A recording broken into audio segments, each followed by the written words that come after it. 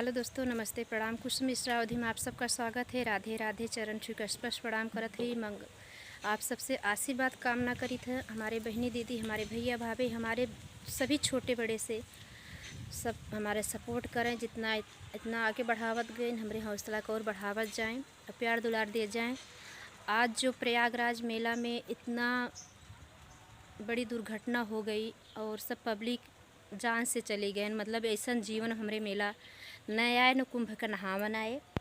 दूर दूर से हमारे भैया बहनी, छोटे छोटे बच्चे जो कि अभी अपने जीवन में पग ढारे और जीवन से हाथ धोए बैठे। हमारे बहनी, कितने बहनें अभी अपने ज़िंदगी में गृहस्थ में गई भी नहीं।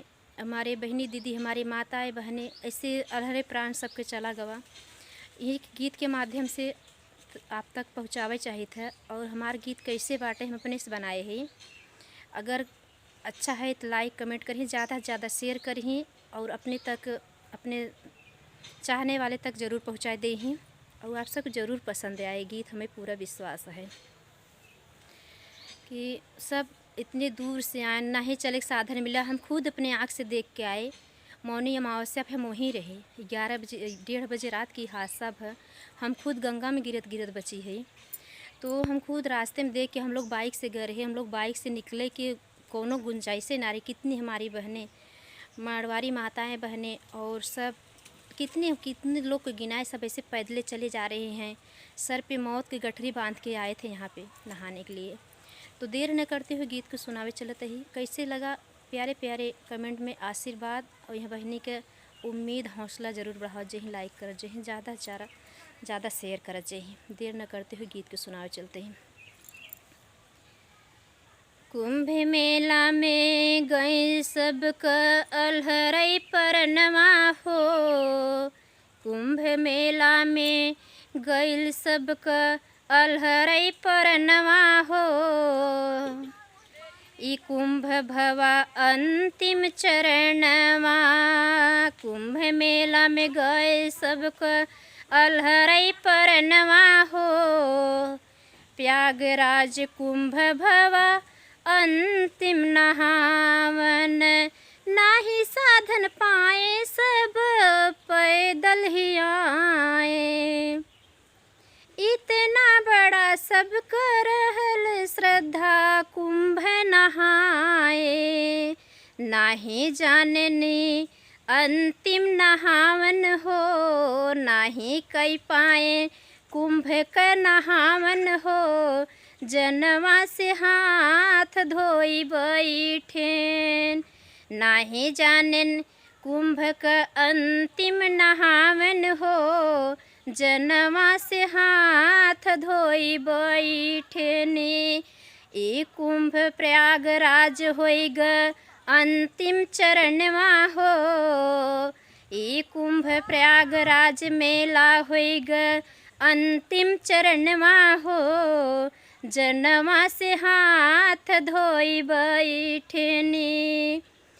पब्लिक ताता जब टूटी सोवत निकलन परनवा। नवजात शिशु सब घाये, जान से धोई बैठे हाथवा। पब्लिक ताता टूटी सोवतई निकल सबके परनवा। नवजात शिशु सब धोए, प्राण से धोई दी है हाथवा। ई कुंभ भवा अंतिम चरणवा हो। जनवा से हाथ धोई बैठेने। नाही जानन घर बार छोड़ के आए नहावे हो। घरवा न जाई फिर पाऊब। नाही जानन घर बार छोड़ी आए कुंभ के नहावन हो। घरवा न फिरी लौटी पाऊब।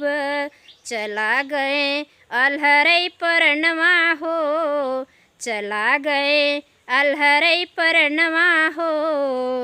कुंभ के नहावन में आए के प्रयागराज मेला में आए। कुंभ के नहावन हो। जनवा से हाथ धोई बैठेनी, नाही फिर जीवन रहेगा न भवा नहावन, नाही रहेगा जीवन उनकर न भवा नहावन। छूटी गवा पिजरा से प्रणवा हो, अलहरई चला ग परनवा। छोड़ी दी है पिजरा से प्रणवा हो, चला गवा अलहरई प्रणवा। नाही जानने अंतिम नहावन हो, नाही जानने अंतिम नहावन हो, कुंभ भवा अंतिम चरणवा, कुंभ भवा अंतिम चरणवा। कितना का घर बार सब उजड़ गईल, कितना दुख देखे खातिर जिंदा रही गईन। कितना का घर बार सब उजड़ गईल, कितना दुख देखे खातिर जिंदा रही गईन। अंतिम सांस लेते हैं हॉस्पिटल में, अंतिम सांस लेते हैं हॉस्पिटल में। जियरा से धोई दी है हथवा, चला गवा अलहरई परनवा हो, कुंभ के मेला भवा अंतिम चरणवा। धोई दी है जनवा से हथवा हो, कुंभ भवा अंतिम चरणवा। चली दी है कुंभ के नहावन हो, नाही जानने लौटब न घरवा। चली दी है कुंभ के नहावन हो, गंगा के किनारे सब डाल दी है डेरा। पहले उठब हम गंगा नहाबई, मौनी अमावस होई ग अंतिम नहावन हो। नहावन न कई के उपाय, सोवतई गवा अलहरई परनवा हो, सोवतई गवा अलहरई परनवा हो।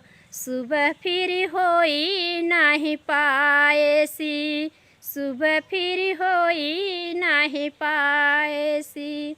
सोवतई ग अलहरई परनवा हो, भवा नाही फिरी भिनु सरवा।